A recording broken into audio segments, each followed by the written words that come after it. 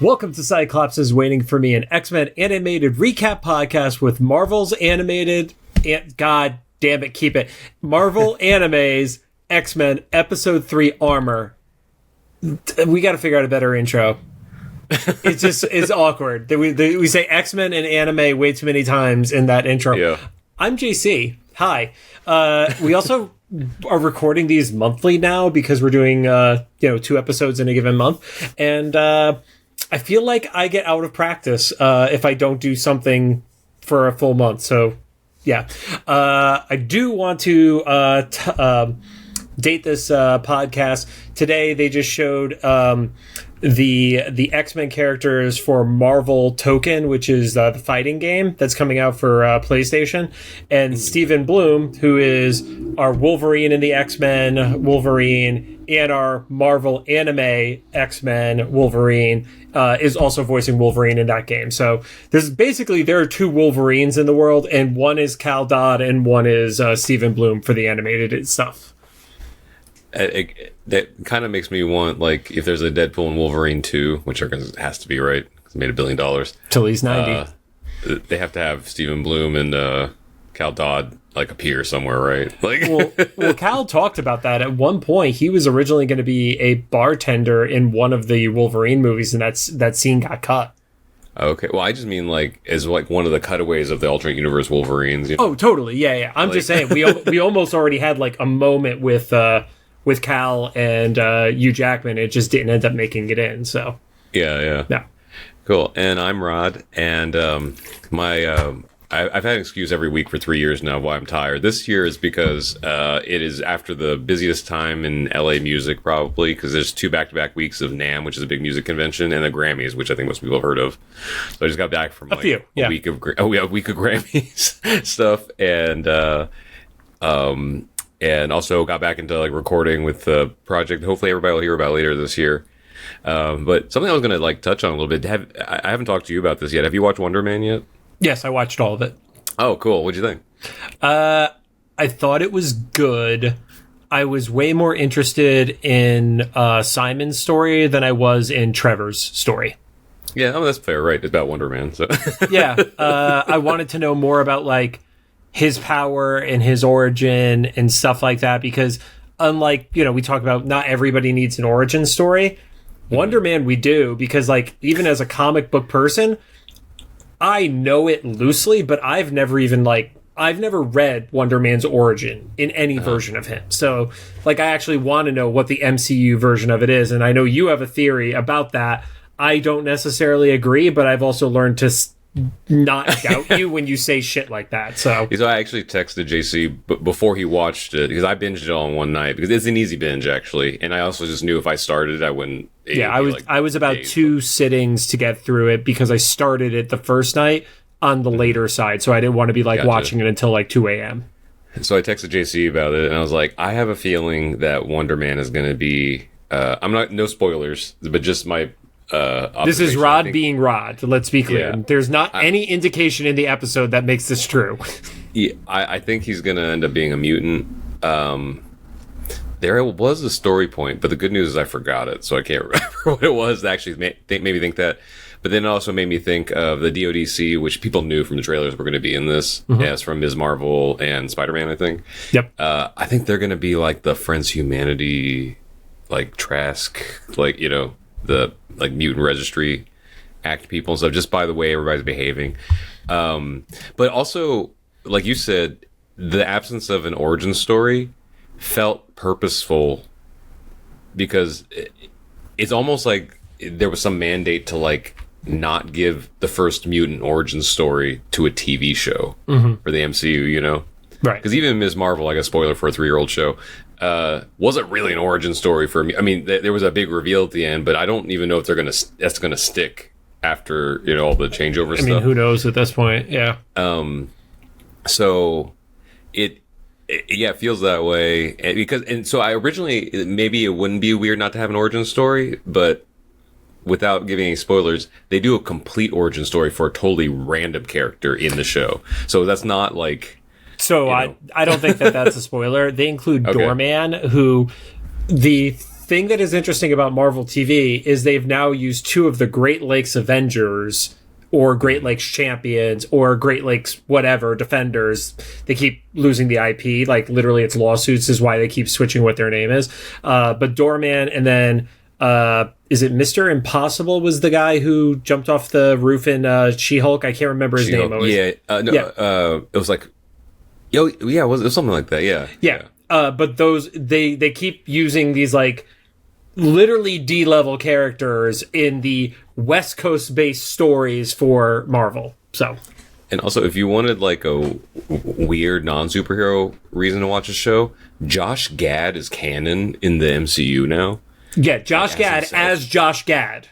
Yeah, as himself, and also like not just a cameo necessarily. No, it's the whole episode. He's a lingering plot point. Yeah. Like right now, like he's an unresolved plot point from the show that we don't know where he's going to pop up again. And also Trevor Slattery, who was in Iron Man 3 and then Shang-Chi and stuff. Not only is he's like the supporting, right, for this show, but wait, what was I going to go with that? I have no idea. You were on one of your tangents, so I was just letting you rock with it. In that, so I can't take credit for this. Jessica Clemens noticed this. In the MCU, Trevor Slattery is just Ben Kingsley. He's like the he's literally just that world's version of Ben Kingsley. Because whenever there's a movie poster in the background or a movie they reference that Trevor Slattery was in the show, it's just a movie that Ben Kingsley was in our world. Oh, was it? I didn't actually notice that. Okay, that's pretty dope. I think it's kind of funny. Even the references that Wonder Man makes is like, oh, you were in this movie. It's like those are just Ben Kingsley movies. See, I put no effort into research for that show, so that was completely over my head. And then the last little like kind of just nod that I think is fun, and I also can safely talk about this now because I don't live there anymore. But like a lot of the show takes place in my old neighborhood. So, before last fall, I used to live in Eagle Rock, LA. And so, like, to people who don't live here, it doesn't really mean anything. I'm in Los Angeles. But to people here, you know where that is. You know the vibe and stuff. But, like... That was a part of the show that was, like, we really want to emphasize that we are in Los Angeles. And here are neighborhood, like, graffiti murals and stuff like that. It was, like... It was a similar vibe to like watching BoJack Horseman, where they're like, we're going to give you like an LA reference every 9.5 minutes or something like that. It very much felt like that vibe. And like to your point, people outside of LA have no idea or give a fuck about any of that. So, and it all kind of makes sense too, because like, so the first time that Trevor Slattery and Simon meet is in the Highland Theater, which I've seen many movie at, but it's been closed for a few years. Yep. So it makes sense that they filmed there. And actually, I guess like a little tip off to anybody who's a Tarantino fan, they also turned that block into like the 70s for some upcoming Tarantino film. Because I was getting lunch one day and I was like, why does everything look weird in this neighborhood right now? And then when Simon's a kid, the theater his dad takes him to is the Eagle Theater, which is now Vidiot's. And I've been to Vidiot's for... I didn't realize that was Vidiot's. Okay. Yeah. Yeah, it's the new Vidiot's. So what's weird is when Vidiot's moved to the Eagle Theater, I want to say like 2021, like right after the pandemic. Yeah. And when that happened, for anybody that isn't familiar, just look up Vidiot's. You'll see all the celebrities that own that place. But they do like film screenings, and there's like a little like makeshift Blockbuster that rental DVD rentals and stuff. But it also means that there was like a lot of film like movie premieres there too. Right. So, like, all of a sudden, like, maybe 25% of the movie premieres that I normally would drive to Hollywood for, it was literally just across the street. So I would, like, walk out my driveway across the street to the premiere. So it was funny. I think there was a couple of restaurants they went to, too, that I ate at all the time and stuff. And I was like, oh, okay, they were... the intersection with the chase that happens where the person sees the thing... I'm being vague for those who haven't seen it. I've definitely like driven by that intersection like a million times. Like it becomes like, can you spot this? Like Where's Waldo vibes in Hollywood. So, but I would recommend it, especially if you like the studio or any like Hollywood like referencing shows. I think this is one of Marvel's like better TV shows. It has and obviously like it's a different side of the coin, but there's like a little bit of that same vibe as the franchise, which was that HBO show that was all about the fake MCU and stuff like that. But it's like very production oriented and things like that. So I dug it. And also because it's Dustin Daniel Cretton who directed it, he also directed Shang-Chi, and he's directing the upcoming Spider-Man movie. He does a good job of making kind of self-contained show. So if you don't have to go into knowing anything. Even though Trevor Slattery came from like Iron Man 3, they give you enough information. They explain it enough that it's better if you know it, but you're not going to be clueless if you don't, which is great. And I think even if you don't know it, I thought about it, it kind of ends up just being a dark joke. Mm-hmm. You know, like, oh, you were you were a terrorist? Yeah. And he's like, yeah, that was on to life. No. So anyway, but that was my little sidebar because like it's kind of like X-Men related because like he might interact with the X-Men in the MCU in the next few years. Like, I mean, I'll put it this way: I don't love the idea of taking a character that's not a mutant and like making them a mutant. I accept it for Kamala. I don't want that to become a trend. I'll put it that way. Oh, I remember why.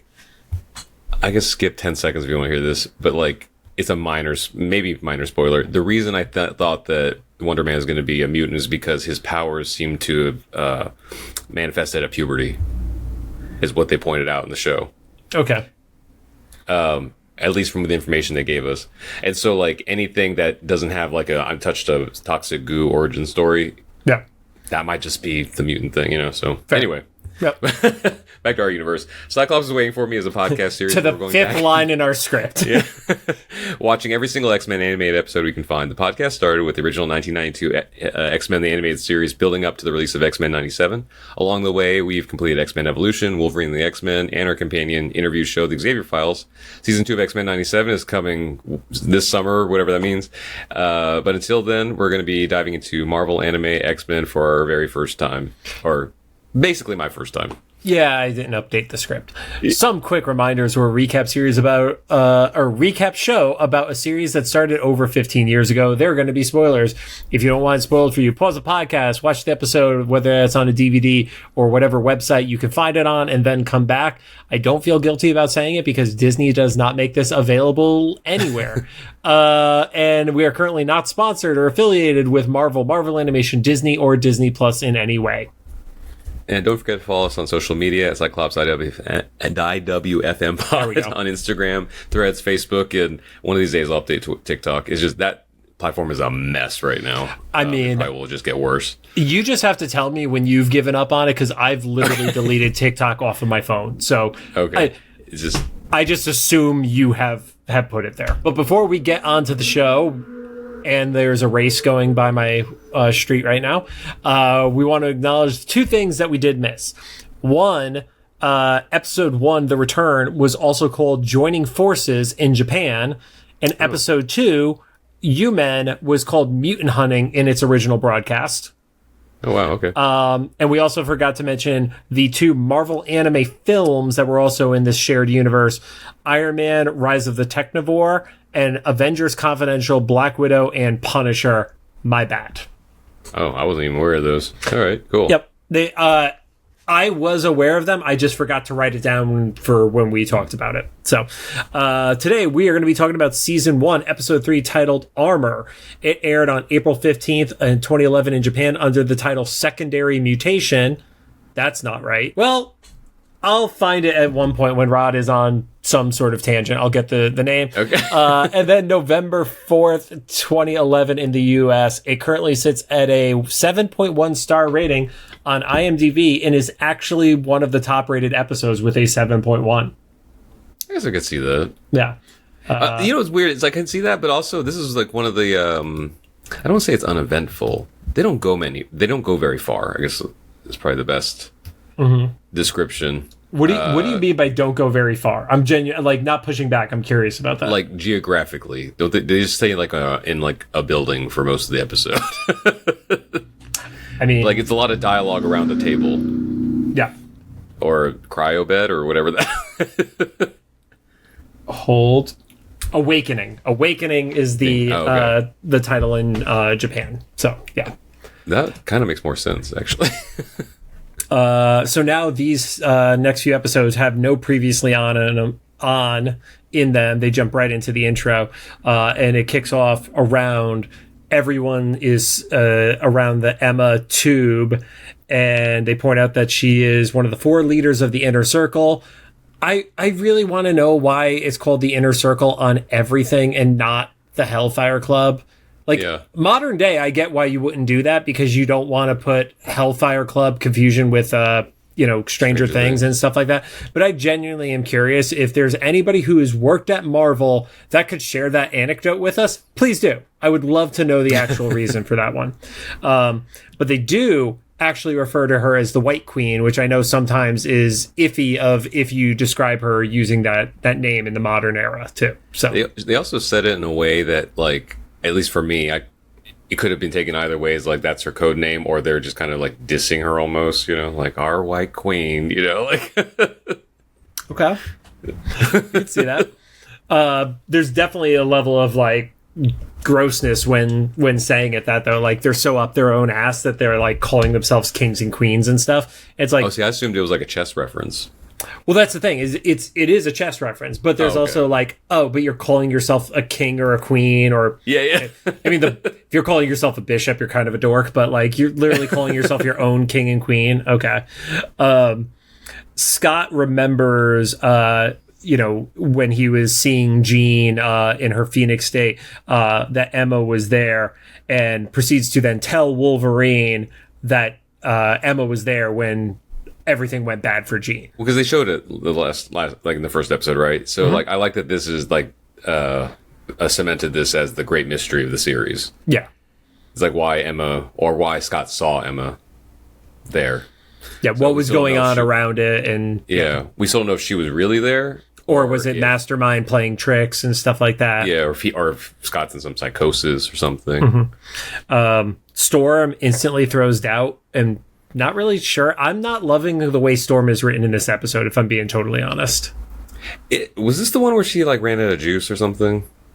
So I do have something around that too. But that was this episode? Yeah, that does happen. Okay. Yeah. So like, kind of, I get what you mean. She was pretty docile in this. So like, it wasn't Halle Berry offensive yet, but like, it was weird. But I was like, why doesn't she believe her own teammate? Is she's just instantly believes this random woman that she's never ran into before, who was a part of their former enemy team. I see what you mean. Yeah, because there's a lot of times Storm, actually a lot of the X-Men in the background, they're just like, yeah, I believe her. What do you like? But just like, and I guess that's the very anime part, right? It's like the background ADR vocal of like, no, I believe her. Like, right. Scott straight up implies that, it was Emma who killed Jean. And Storm is like, but we were there. We would have seen her too. How come we didn't see her? We saw Jean kill herself. And again, I'm like, why are you not trusting one of your leaders? Like, that's a weird, and then Wolverine's like, all right, let's fucking go. And he's ready to stab Emma, who's unconscious at that point. And Scott stops him. I'm like, all right, well, it's still Scott, because Scott isn't going to allow murder. Scott is going to bring somebody to justice, but he's not going to straight up kill this person. So, and like two things I noticed in that point is like Wolverine. I feel like I'm 75% sure they edited out the word bitch. He's like, this chick. I was like, that was weird. This chick just did, whatever. I was like, okay. The other thing is like, in that same moment, I think Beast made a comment of like questioning the how ethical it would be to like kill murder an unconscious woman.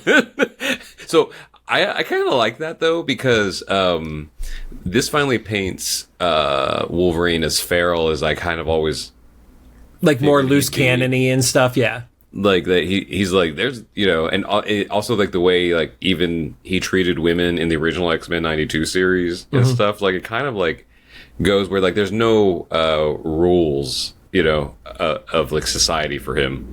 Yeah. If I'm going to kill somebody, I'm going to kill somebody. I don't care if it's a woman or a guy. Yeah. Kid or whatever, anything. He's just like, all right. He doesn't kill kids. Does it? Nope. Kind of almost did. Yeah. I know what you mean. But like, he doesn't like kids. He didn't want to like, he was like, I don't want to deal with this. And he threw a child to Jubilee, but he doesn't kill them. Yeah. So, well, I guess what I mean is like, if it, like not for no reason, like if there was a threat, I don't think he'd make it, like, I like the idea that there's no distinction. He's like, oh, like we're going to save a bunch of people from this, done. Like, Fair. But yes, so Beast and Storm are kind of like judging Wolverine for that, and they kind of move past it. They open up the pods, and you see Emma Frost waking up from her POV and defrosting.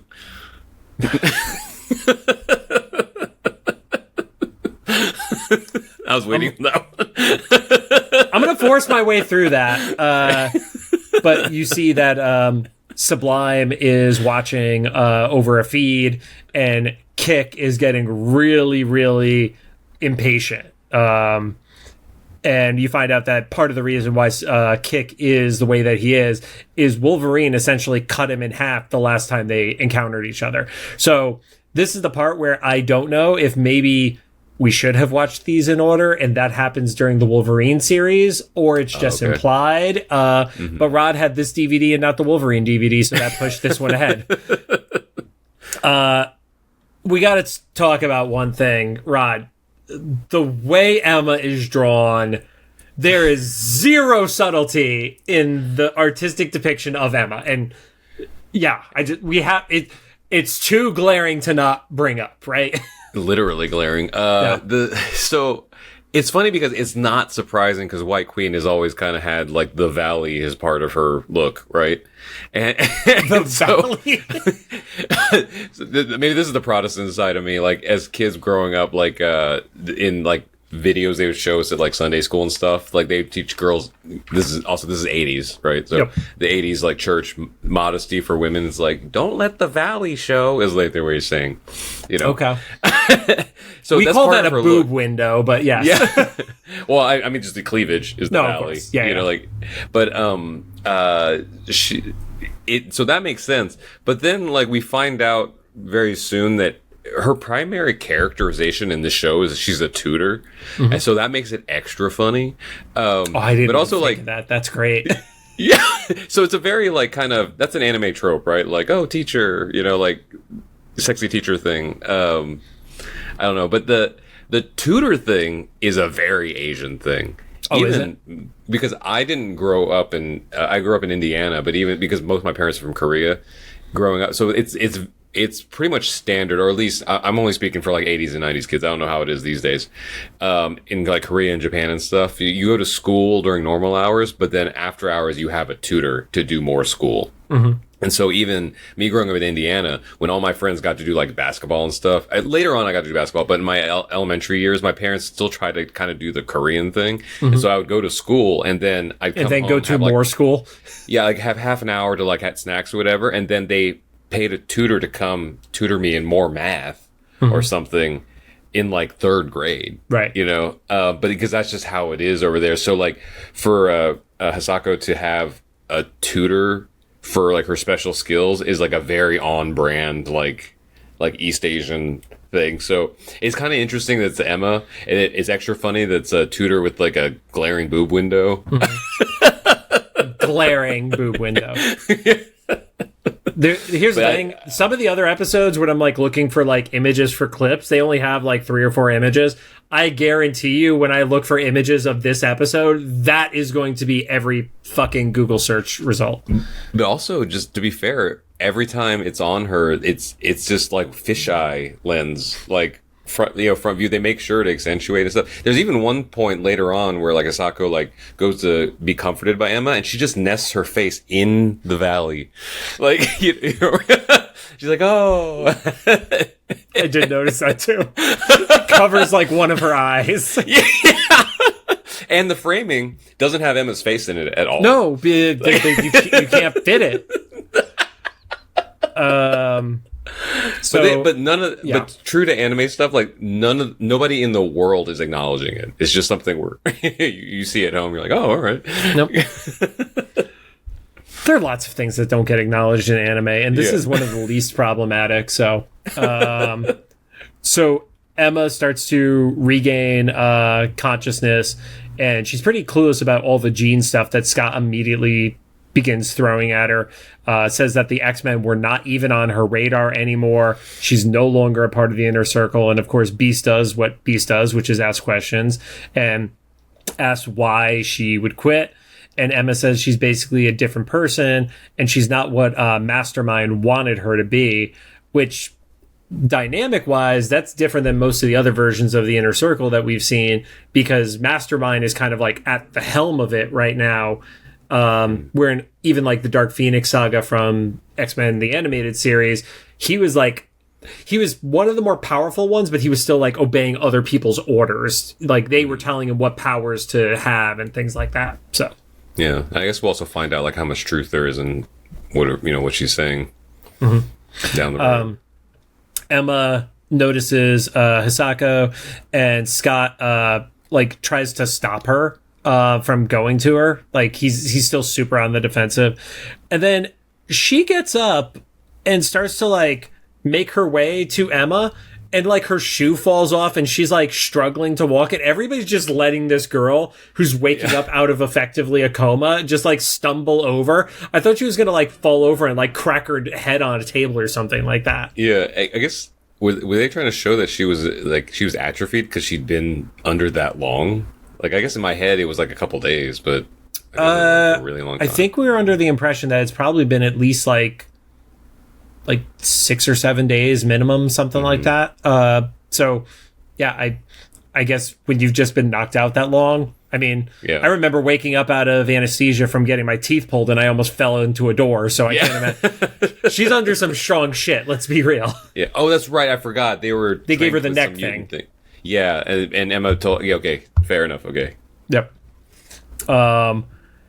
So you get more of the info dump that her parents had called Emma to come and help her, and they didn't want to wait for her powers to just organically happen again. They wanted to like proactively tutor her so she was ready when they popped up for real, which I now, based on what you've said about like growing up in a family like environment like that makes even more sense culturally. Yeah. So. Yeah, because like when I say like I get tutored after school, it wasn't on stuff I had just learned. It's on stuff I was supposed to learn like in the coming weeks. So it was, to be pre-prepared that you're going to like crush it when it comes in front of you. Yeah, it's like kind of a competitive thing because you think about it from like a Western point of view. It's like, well, you go to school to learn.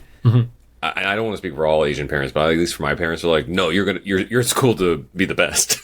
So you're going to learn this at home, and then you're going to beat all the kids when you get there. Like, okay. It sounds like your parents were kind of like from the Hunger Games, like treating you like you were the District 1 kids of like, you're volunteering to go into the Hunger Games. This is not a lottery system.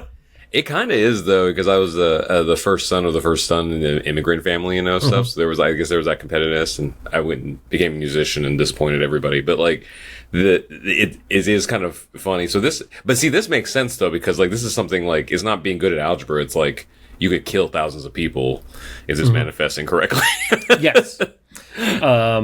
You find out that they had tried to get in touch with the Xavier Institute, and then she gives like a really snotty remark about like, oh, I guess you guys were all on vacation, not acknowledging that one of their best friends died on a mission or anything like that. I was hoping that one of them, like, I don't know who would have been, maybe Cyclops or Wolverine, had been like, no, just Storm was on vacation. Yeah, Storm was the one who's actually Beast became a Harvard professor, so yeah.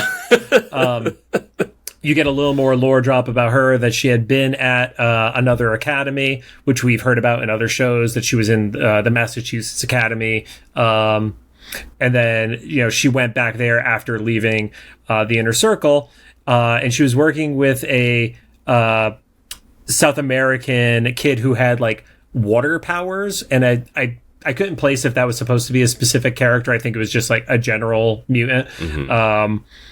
But yeah, she was doing telepathic, and then 2011, that would have still been Skype, is how I'd imagine she was doing those phone calls. I was wondering, because the tutor sessions were remotely, so I was like, I keep forgetting, because like we've had FaceTime so long now, it's like one of those fuzzy things. It's like, when did that come into play about being like normal? So I guess it was Skype. Yeah, I want to say it's Skype, because when I moved to LA in 2013, I was still Skyping weekly, like with parents back home and stuff like that. Like it was specifically Skype. And then we all know how that turned out for Skype. Drop the ball. The hardest ball drop possible. But I think that there was a cultural moment though of 2020 defining Zoom. So we will always have that like mile marker, you know. Yep. Zoom happy hours for 1 week were not sad, and then Zoom happy hours in the second week were very sad. So she tells Hisako that she's going to be coming to visit, and she disappears and like wasn't able to contact her with telepathy. She mentions the telepathic dead zone, and then she goes to the spot where she was kidnapped and is surrounded by like 40 men at that spot. So same thing that happened to everybody else who was there. And that is where we have the part of my notes that I can't read, so we're going to skip past that and moving right on to Cyclops doesn't buy what she's saying. Oh, okay, because I had here that there was a cutaway where, like, I guess it was a Kick and what was his name? Sublime. Keep the bioanalysis going. Yeah, that's roughly at that same time frame. Yep. She's also not able to use her telepathy on any of the xmen because they're essentially cyborgs. So that, that's the excuse of why she's not able to shut them down or really have any sort of power against them. And that right after that is where the conversation happens with Kick, because Kick is still impatient. He wants to go at it. And there was one, I think it was behavioral analysis was complete, and then they were like, but now we need cellular analysis. And then Storm jinxes the entire team because she's basically like, oh, it's too quiet.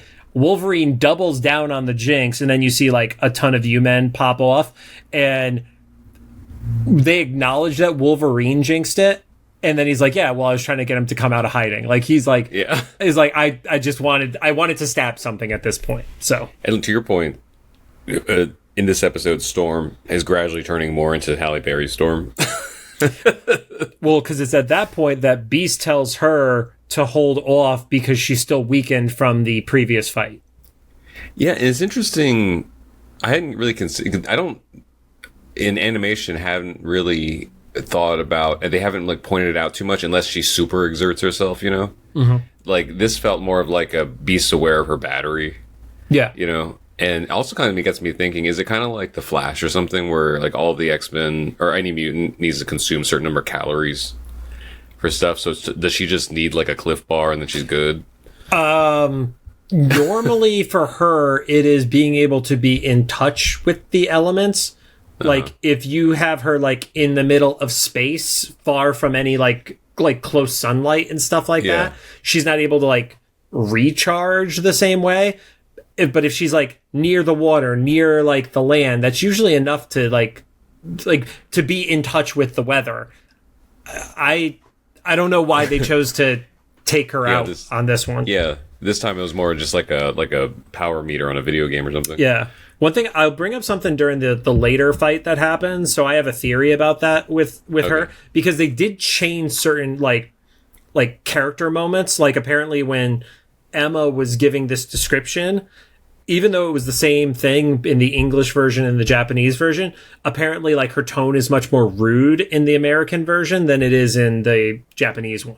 So, yeah. Xavier is calling out at that point, can't get in touch with them. He's very concerned about it.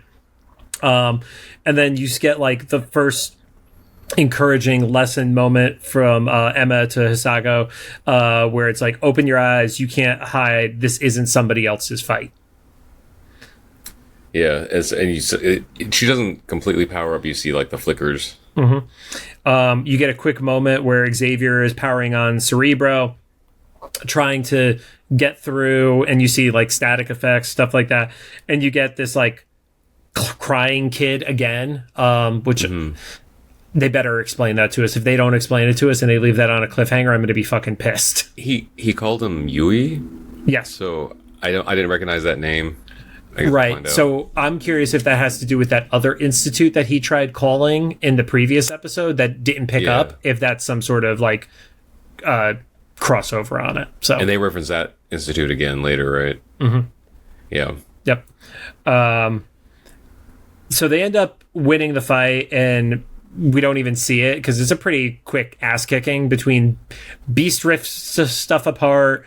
Logan rips stuff apart, and then Cyclops just shoots like the optic blast across like a bunch of them, and they all start blowing up. But Beast points out it was like this seemed more like they were trying to analyze us than to actually fight us and beat us kind of thing. And I wonder if that's one of those lines that got dumbed down for the English audience. Like I could genuinely see them being like, we need to remind them. Yeah. Because it's kind of like, did you see the Matt Damon interview with regard to his Netflix movie? Oh, where you have to reiterate the plot points three times kind of thing? Yeah. Because it's second screen watching and all that shit. I like that because I won't put this specific friend on blast, but one of my friends like criticized that. They're like, how stupid is that? And I was like, you miss plot points from movies all the time because you're on your phone. It's like, yeah, but they should still make a good movie. I was like, you can't complain about when you're part of the problem. Yeah, you're the reason why they're repeating this. It's kind of like the Stranger Things finale for people that it, like, I guess most people who watch it at home, they were like for example, like one of my friends texted me after the finale, and they were like, it's like, where the hell was Murray during the graduation? It's like, literally there. And I sent him the screenshot. He's like, what were you doing? Everybody that I knew, and even some of the criticism I saw online, would be like, why didn't this happen? This happened. It's like, it literally did happen. It literally did. You looked away. You were just probably looking at your phone or something. So you're thinking this is one of those moments where they're like, oh, this is a Western audience. They need to. Yeah. And that is why I literally watch these episodes twice as we prep for this show. Once is my note episode, and then one is my clean one where like my phone is off to the side and I only look at it if a text comes through and it's like my boss or something. Other than that, like phone stays down so I don't have those moments, you know? Yeah. Wolverine is impatient and decides to cut open a like grate in a like tunnel to make their way out. And that's where you see that they are beyond whatever scanners that Sublime and Kick have set up. Emma starts to feel her power coming back because she was obviously like still under some level of sedation, which explains why she didn't really try to get involved in that previous fight on it. And they walk into a like what I first described it as the vial lab because there's just bunches of like vials and stuff like that over it. Yeah. And then they cut to like the operating table, which I know we talked about it when the xmen first got mentioned, but you were like, oh, I hadn't heard about like the harvesting and stuff like that. That is the imagery that when I remember the most recent X-Force story during the Krakoan era, and they showed like the xmen and what they were doing, like this is the xmen right here is like the gross operating table, like, you know, not sedating people when they're putting them through like this torture and stuff like that. Like that captured the xmen for me. So gotcha. Yep. Okay. So Beast is like gonna like touch one of the tubes, and that's where Kick pops up, and you get the reveal that they say these are organs that have been harvested from like all these other mutants, but they don't show it because that had to be a standards and practices thing. Because he's like, we have to keep these things viable, and it's like, well, what things? Because those are just red. Yeah. There's no organ floating in that thing right now. So or they just didn't feel like animating it. Yep. And that's when it kicks off with what I refer to as giant droid fight, and Kick mentions that the data that Sublime has been collecting has really paid off. Wolverine gets snagged on a big magnet. Cyclops gets taken out really, really quick, and his arms are held off to the side. And then they say that Storm is out of power. So this is the part that I wanted to reference in the earlier fight. In the original version of this, the reason why Storm doesn't actually attack is basically Kick is willing to use Wolverine as a shield. So he's doing it like, okay, well, if you zap me, you're going to zap your friend. So that's why she doesn't do the attack at that point. which makes me think they've tweaked it. Like that whole thing about her being too tired. Yeah. I wonder if in the first fight, Beast doesn't tell her to stop because she's tired. I wonder if he had originally said, and if somebody has watched the original version in Japanese and they could tell us this, this is my genuine theory. He said, stay back and protect the girls because they're not powered up right now. So she didn't have to power up. She was just holding off until something came at her. That's my theory on it. Okay, that makes more sense. Yeah. Because it doesn't make sense that Storm exerted herself that much in that previous fight. It was because it wasn't that big of a fight when she got hit by the kid who transformed. You know? Yeah, because we watched her like disarm missiles and like turn entire desert into glass and stuff like. And then we have the second thing that has changed in the episode. And this is all according to the one of the Marvel animated fandom wikis, just for reference appropriately on it. So Emma is trying to get into his head and can't do it. And they say the reason is because he has protections built in. But in the original version, apparently it's because he's just too insane and she can't get into his head. I like that better. I do too. I think it's more interesting. I'm like, wow, this dude is so nuts that a skilled telepath can't get into his brain. Yeah. So, yep. While that is happening, Beast has made his way over to Cyclops, and then instead of just saying like now, he gives like a long speech of like, Cyclops, do it now, where like Kick could have had time to react, but of course he didn't. And he pushes the button on the side of Cyclops' visor for Cyclops to shoot the shit out of Kick at this point. I thought he got vaporized. It starts to give that impression, like really early on. And then, he is able to still get up, decides to charge at Hisako. Emma is like there in front of her, but then Hisako is able to get in front of Emma, take the hit, and is fully powered up in her armor aspect. So, no, this is where I thought he got vaporized. With that, she swings a punch. Yeah, and then they just show goo. Yes, like on stuff. Yeah. Well, Scott's blast was pretty big, so I could see either one of those being it. Then he's shooting lasers. She keeps getting bigger, and then she throws like this massive uppercut that basically like blows him up to your vaporization stuff. So she's yelling and in pain, getting bigger, can't turn it off. Apparently, in the original version, she loses both her sight and her hearing during this, but in our version, it's only implied that she loses her sight. Yeah, her sight at that point. She can't see anything. Yeah, yeah. But apparently, in the original language, it was both. Is implied. Small change. And then Emma and everybody is telling her to concentrate. Wolverine says it's like riding a bicycle. It was a random. It wasn't helpful. Scott tries to calm her down, similar to the ways that he would try to help control Jean when Jean was dealing with her Phoenix stuff, and he gets hit for his actions, and then steps back up, and it's one of those scenarios where it's like, this is absolutely a trope in not just anime, but almost all animation and probably some live action too, of like, stand there ready to take the punch, and it stops an inch in front of his face. So, yeah. And then I believe Emma yelled, "Believe," is what she yelled to Hisako. I could be wrong on it, but that's what I think she yelled at her. Something like that, to like that she can control powers or something. Right. And it's in the like her astral projection, and that's when she's able to power down, and Emma is like, "Yep, lesson is learned. Good job." Yeah. And then from that, Wolverine goes, "Yeah, I don't think she killed Jean." So this dude was literally ready to ice this person 30 minutes prior, and then he's like, oh, "Okay, she saved a kid. She didn't kill Jean."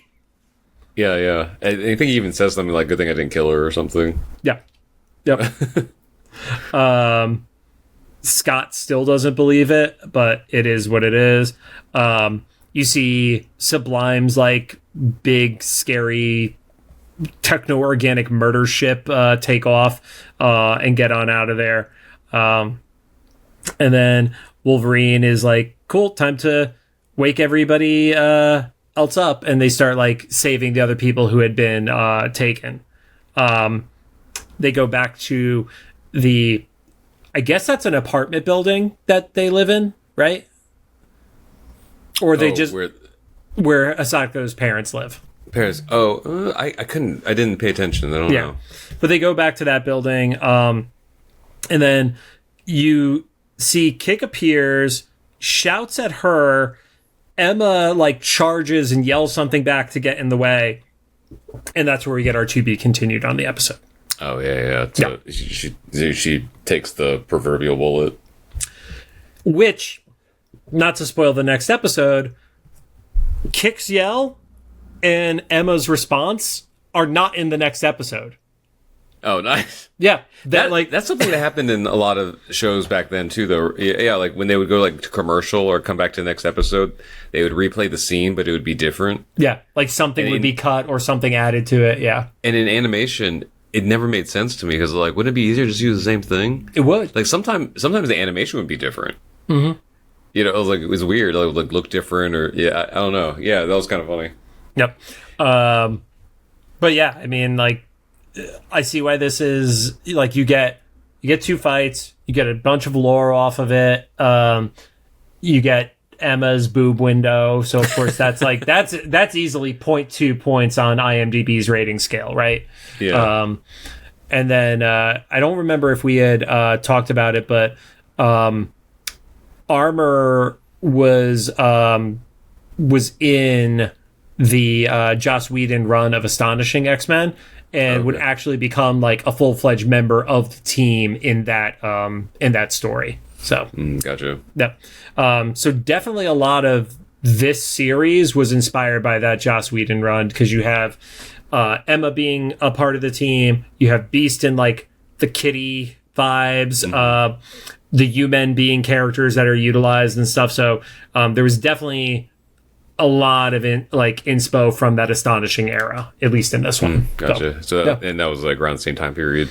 I want to say it was 2003 or 4. I could be a little off on the exact date.